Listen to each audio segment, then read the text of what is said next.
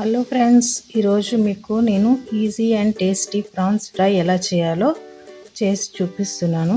ముందుగా పొయ్యి పైన ఒక ప్యాన్ పెట్టుకొని దాంట్లో తగినంత ఆయిల్ వేసుకోవాలి. ఆయిల్ ఎక్కువే పడుతుంది ప్రాన్స్ ఫ్రై కోసం. తర్వాత సన్నగా కట్ చేసుకున్న ఆనియన్ వేయాలి. చిన్న సైజు ఆనియన్స్ అయితే 4 తీసుకోండి, మీడియం సైజ్ అయితే 2 సరిపోతుంది. కొంచెం ఆనియన్ ఎక్కువ ఉంటేనే కొంచెం టేస్ట్ బాగుంటుంది. కొన్ని ఆనియన్ వేసుకొని లైట్ బ్రౌన్ కలర్ వచ్చేంత వరకు మీడియం ఫ్లేమ్ పెట్టుకొని వేయించుకోవాలి. ఆనియన్స్ ఇలా మగ్గిపోయిన తర్వాత దీంట్లోకి 4-5 పచ్చిమిర్చి, కొంచెం కరివేపాకు. ఇది చాలా ఈజీ అండ్ టేస్టీ రెసిపీ అండి, తప్పకుండా ట్రై చేయండి.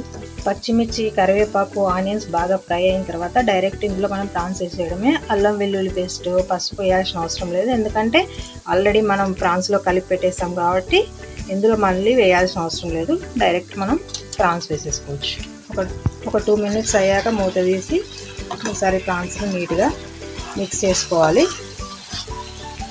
ప్రాన్స్లోంచి వాటర్ బయటకు వచ్చి కుక్ అవుతున్నాయి. ప్రాన్స్ మంచిగా చూడొచ్చు మీరు.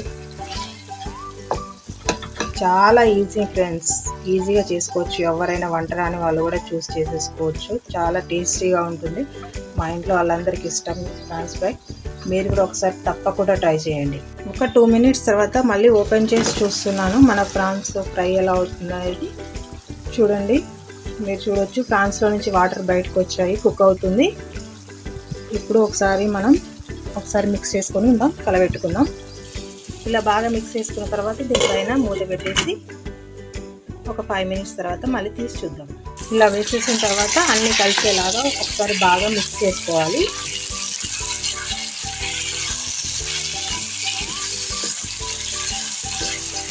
ఒకటి గుర్తుపెట్టుకోండి, ఫ్లేమ్ ఎప్పుడైనా మీడియం ఫ్లేమ్లోనే ఉండాలి. హై ఫ్లేమ్లో పెట్టారంటే మాడిపోతుంది. మీడియం ఫ్లేమ్ పెట్టుకొని ఫ్రై చేసుకోవాలి. ఇలా మూత తీసి ఫ్రై అవుతున్న ప్రాన్స్ని మంచిగా కలబెట్టుకోవాలి ఫ్రెండ్స్. అడగండి ఏం టెన్షన్ పడకండి, ఏం ప్రాబ్లం లేదు, అంత దగ్గరకు అవుతుంది.